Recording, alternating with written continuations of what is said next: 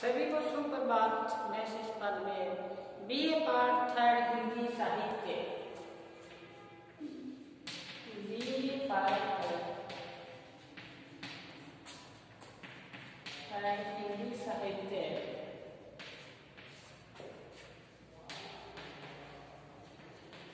में हम पढ़ रहे थे संभोग।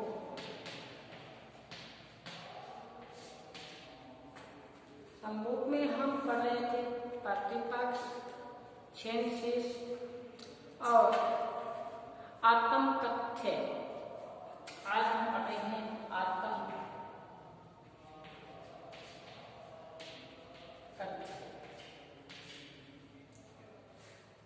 बताया आत्मकथ्य में कहा कि मैं एक मिट्टी का जिंदा घड़ा जिसे अंधियारी गलियों में छोड़ा गया, लोहे की चोट से तोड़ा गया। मैं एक मिट्टी का घड़ा, मैं एक मिट्टी का जिंदा घड़ा। तो क्या बताया है कवि ने? अपने आप को एक मिट्टी का घड़े की उपमा देते हुए संभोग कह रहा है, मैं एक मिट्टी का घड़ा हूँ जिसे अंधियारे गली में जैसे जादूटोना करने के लिए छोड़ देते हैं। उस पे लोहे की चोट से वार किया गया। जो वर्ण व्यवस्था है उस पर कवि ने यहाँ प्रकाश डाला है कि जिसमें से बूंद बूंद बहता रहा मेरा रक्त, इस थक्का जम गया। और जो मेरे वर्ण के लोग थे उन्होंने भी विरोध नहीं किया, क्योंकि उनके हाथ उच्च वर्ण के लोगों के साथ बंधे हुए थे। फिर आगे बताया, चोट पर चोट पड़ी, मेरा तोड़ा जाना स्वाभाविक था। और क्यों फंसा था मेरा गला, दूसरे मेरे इस वर्ण व्यवस्था में पढ़ना नहीं चाहते थे। तो निकले वन नीति के पक्ष में ऐसे सारे दर्शक बेचारे, मेरा वध हुआ और दूसरे बेचारे देखते रहे। आगे क्या बताया कवि ने कि मेरे कलेजे टुकड़े को बस मेरे साथ रहे, जो मेरे से नहीं पात्र थे वही मेरे साथ रहे। और जहां मैं तोड़ा गया दुनिया रहने दिया मुझको, वहीं पड़ा रहा, कोई नहीं उठाया मेरे को। और मैं, क्योंकि मैं एक मिट्टी का जिंदा घड़ा था, मुझे लगता है मेरी दोनों आंखें बड़ी होकर गड़ गई हैं और वो आंखें सपना देखती है, समता का, समानता का सपना देखती है। वो आंखें मेरी सर्वव्यापी हो गई है। आंखें क्या हुई है? सर्वव्यापी हुई है, सभी को समान दृष्टि से देखना चाहती है। मेरे अंदर जो भी विषय विकार थे वो तब के काल में कर गए। मेरा जो अंतःकरण है वो निर्मल पाक पवित्र बन चुका है, इसलिए मेरी आंखें गड़ चुकी है, समता का भाव देखती है। संभोग कह रहे हैं, वह कहते हैं कि मेरी दृष्टि उसकी भांति हुई, मेरी दृष्टि एक पक्षी की भांति हुई। एक पक्षी अपना घोंसला बनाता है और उसमें फिर एक छोटा सा नवजात उसका बच्चा होता है। वो बच्चा अचानक फिसलकर उस रोएदार घोंसले से फिसलकर अचानक कहाँ गिर जाए? नीचे गिर जाए। और नीचे गिरने के बाद नीचे कंक्रीट और पत्थरनुमा जगह हो, उस पर आ गिरता है। उठने की चेष्टा करता है लेकिन उठ नहीं पाता। धीरे धीरे उनके पंखों का विकास होता है, वो उड़ जाता है और वो रंगीन सपने देखता है, आसमान में विचरण करता है, आसमान में उड़ता हुआ नए रंगों में रंग जाता है। तो कवि ने कहने का भाव यहाँ पर सबूत कह रहा है कि जीवन में मेरे को प्रताड़ना मिली उस पक्षी की भांति। मुझे भी, मेरे अंदर भी एक यौन रूपी आया था, उसमें सपना सजोया था मैंने समता का, लेकिन वो प्रफुल्लित नहीं हुआ उस पक्षी की भांति। पक्षी तो यहाँ से आसमान में उड़ा, लेकिन मेरा वो उड़ने से पहले ही क्या हुआ? रामचंद्र जी द्वारा वध हो गया। तो यही बात यहाँ बताई कि मैं तो यहाँ पर पड़ा रहा और रेंगता रहा, मेरे शरीर पर चींटियां भी रेंगती रही। मैं दूसरा वाल्मीकि बन चुका था। जिस प्रकार से कहते हैं वाल्मीकि बैठे बैठे तपस्या में लीन थे, अपनी तन मन की शुद्ध बुद्ध खो चुके थे और तब ऐसा बन चुका था मिट्टी का ढेर। इसी प्रकार यहाँ बताया है कि मैं बन गया जैसा दूसरा वाल्मीकि हो, मैं ऐसा वाल्मीकि की भांति बन चुका हूँ। अब क्या पता है कि मेरे को कोई नहीं पहचान पाया। राम आए तो श्री राम, उन्होंने मेरा वध कर दिया, वो भी मेरे को पहचान नहीं पाए। तो कहते हैं कि मेरे तरफ जहाँ भी देखा आसपास में क्या उगाया है, जंगल उगाया है। आसपास में देखा जहाँ मेरे शरीर पर तो चींटियां देख रही थी, और आसपास में देखा ये जंगल उगाया है, और धरती आज उग रहा है, धरती के धीरे धीरे उतरा, और नील पक्षी आकाश चारों दिशा प्रत्येक दाने चुग रहा है। मैं शूद्र हूँ। कवि ने बताया कि मैं शूद्र हूँ, मानव समाज में मेरा अस्तित्व बहुत अलग है। शंभुक ने कहा कि समाज में मैं भी इस जगती को अपने आलिंगन लेना चाहता हूँ, पावनी बनना चाहता हूँ, लेकिन फिर भी क्या कहते हैं कि मैं जानता हूँ मैं शूद्र हूँ, इसलिए मेरा समाज में मेरा जो अस्तित्व है वो बहुत कम है। फिर मेरा मन युग युग से परिभाषित चरित्र मानव भविष्य को नए सिरों में जानने का मेरे मन में एक संकल्प उपजा है कि मैं एक ऐसा परिभाषित करूं इस समाज को, मेरे मन में भी आया है। लेकिन फिर एक मन में विचार आया कि मैं तो शूद्र हूँ और जो मेरा अस्तित्व है वो बहुत कम है। कि फिर क्या बताया, वर्षों तक कितना सोचा, कितना समझाया। शंभुक अपने अंतर्मन की बात कह रहे हैं, मन को कितना समझाया, कितना सोचा कि ये समता के सपने मत ले, समानता का सपना मत ले, लेकिन उनकी और जैसे तोड़े पाके नीम कैसे फोड़ दो आंखें। कहते मेरे जो विचार उपजे उसको मैं कैसे छोड़ दूं। आगे कि जिस प्रकार से आपको बताया कि पक्षी नीले आसमान को मुक्त होकर उड़ जाता है, मैं भी ऐसा चाहता था लेकिन नहीं हुआ, क्योंकि बुद्धि का जो भेद था वो हावी था। अब आगे क्या बताया कवि ने कि जैसे ही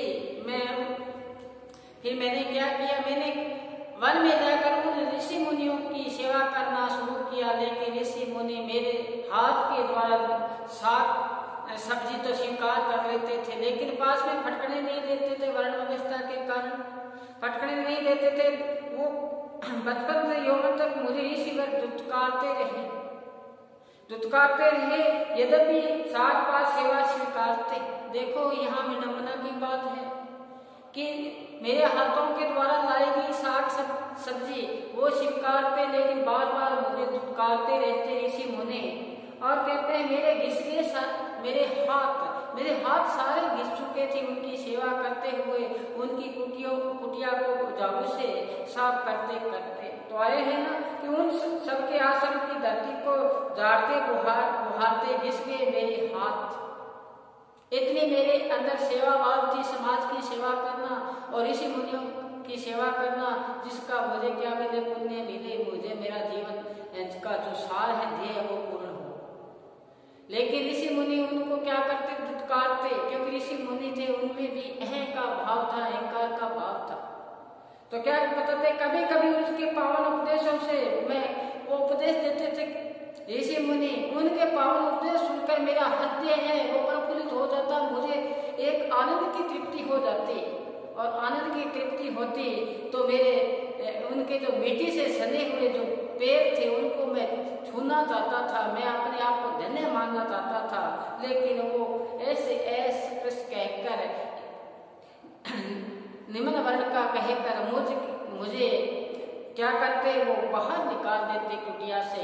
और क्या कहते हैं, जैसे आसन लगाता मैं उनकी भांति भी आसन लगाना मन में मेरे एक संकल्प उपजा कि ये जैसे ऋषि मुनि आसन लगाते हैं मैं भी इस प्रकार से आसन लगाऊं। तो जब वो कहते हैं कि वो मुझे क्या करते हैं, अधिकारहीन कहकर दिखाते कि तेरा अधिकार नहीं है आसन लगाना। तो आगे क्या बताएं, कुछ दुर्वासा से बढ़कर यहाँ भी देख पाता मुझको ढूंढ से मारते, जटा उठाकर आंखों से अंगारे बरसाते, मेरे जो बाल बिखरे हुए थे उन जटाओं को पकड़कर वो घसीटते और पाद प्रहार करते। आगे बताए कि अपने अस्तित्वता की रक्षा में कभी खो देता मैं संतुलन, और मुझ पर सहानुभूति से मिलकर ऋषि लोग अथक करते पाद प्रहार। मैं भूल जाता, कई बार अपने आप को खो जाता अपने आप में, मैं उन जैसा भक्ति करना चाहता था ऋषि मुनियों के भांति। तब ऋषि मुनि एकत्रित होकर सभी साथ में अपने पैरों से मेरे पर क्या करते, पैरों के प्रहार करते, पाद प्रहार करते। खाता जब लात, देखो कितनी बड़ी बात आई है, यहाँ सुनना गौर से कि खाता जब लात मुझे मिलता सुख। ये हुई दीनता कि जैसे ऋषि मुनि मेरे को लाते मारते मेरे को सुख मिलता, मेरे को सुख मिलता। जब बाली वहां पे जाता है रावण के दरबार में समझाने के लिए, कहते हैं कि सीता माता को आप आजाद कर दो, लौटा दो, और क्या श्री राम से क्या है दुश्मनी अच्छी नहीं है। ये राम का प्रसंग तो आया है बीच में, चलो आपको बता ही देते हैं। फिर क्या कहा कि ऐसा हम तो मानेंगे नहीं। तभी राम से कहा कि आपके जितने भी इस सभा में बैठे योद्धा वीर है, उसको कहो कि मेरे पैर को है ये उठा दे। तो एक एक योद्धा वीर उठा, उसके पैर को उठाने की चेष्टा की, तो वो 3 लोग पातालोक में चले गए थे, पैर उठा नहीं पाए। तो अचानक रावण क्रोध के भाव से उठा, तब बाली ने पैर उठा लिया कि पैर से आपको, मेरे पैर आपको स्पर्श नहीं करेंगे, इतनी हमें क्षमता नहीं है। दीनता रखी, क्या रखी कि मेरे पैर आप छूओगे। तो वही बात यहाँ बात बताई है, हालांकि प्रसंग अलग था इसमें। तो इसमें क्या बताइए कि खाता जब लात तो क्या मुझे मिलता बड़ा सुख, जैसे ही ऋषि मुनि मुझे लातों से मारते मुझे बड़ा सुख मिलता। ये है नम्रता, दीनता, रास्ते का रोड़ा बनना, रास्ते का क्या बनना, धूल बनना, अपने आप का अस्तित्व को मिटाना। आगे मर्तबा चाहे तो मिटाते अपनी हस्ती को, कि दाना खा के मिलके गुलजार होता है। अगर कुछ बनना है तो अपनी हस्ती को मिटा दो। इसने शंभुक ने अपनी हस्ती को मिटाया है। यहाँ पे कहते हैं जब मेरे को लात मारते थे मुझे बड़ा सुख मिलता।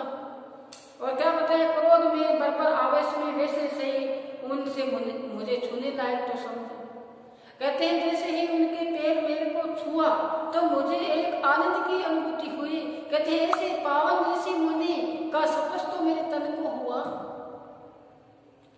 और फिर क्या कहते हैं, वे समझते मुझे पराजित, और उन्होंने देखकर अमानुषिक दंड किंतु होता विषम व्यवहार से कुछ दंड।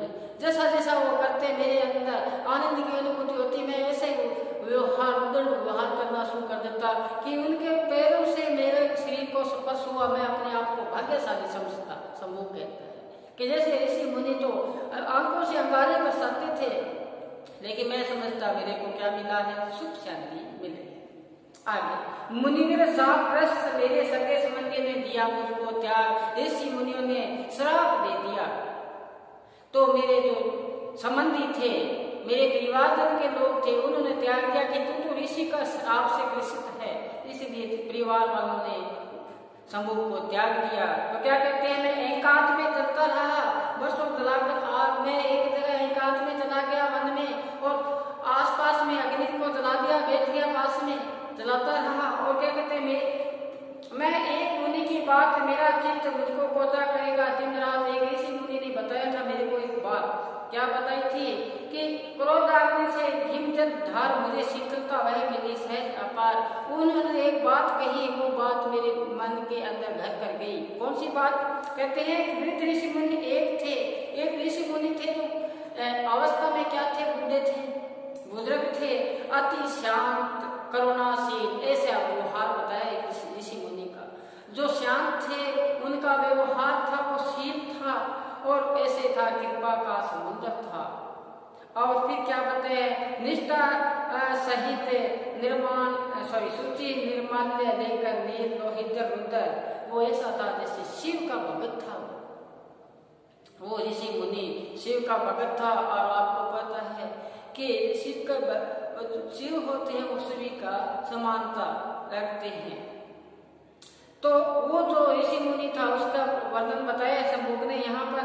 जिस तरह शिव को अस्मिता गृहित राज्य, जिस प्रकार शिव जिस सत्य शिवम सुंदरम है शिव, तो कहते हैं मनुष्य को भी वो इस प्रकार से अविभाजित नहीं किया, वर्णों में विभाजित नहीं किया था उस ऋषि ने। तो कहते हैं कि सृष्टि की प्रतिकूलता रूप जिसके समाये मंगल मूर्ति सदा कामना की मूर्ति, वो ऋषि था एक ऐसा जिसने मुझे आश्रय मिला, ऐसा ऋषि का तो था उनका हृदय प्रेत सुहृद सिद्धांत। और आगे आया है उसी की अनुभूति सदा रखती शांत, वो जैसे उपदेश देता मेरे हृदय के अंदर एक शांति व्याप्त होती। भावना की साधना से बने ऋषि राज निज आराध्य का प्रतिरूप पुतले और जागते थे अमृत के दो कोप। वो बूढ़ा व्यक्ति की आंखों में ऐसा अमृत झलकता था जैसे कोई दो आंखों के खड्डे बन चुके थे, क्योंकि उनका शरीर था वृद्ध हो चुका था। वो ऐसे गड्ढे, ऐसा लगता था जैसे दो कुएं और उन कुओं में अमृत भरा पड़ा। आंखें हैं सब कुछ बयान कर देती हैं। आंखों में थोड़ा सा अपने अंदर क्रोध का भाव आया, आंखें लाल हुई। जिस प्रकार से वो ऋषि मुनियों की आंखों में क्या बरसाते थे, अंगारे बरसाते थे, ये ऋषि है जो आंखों में से देव अमृत धारा बसती है। आगे देखो, अन्य ऋषियों की तरह रखते न थे द्रुभाव, ये भेदभाव नहीं रखता था। अन्य ऋषि रखते थे वैसे।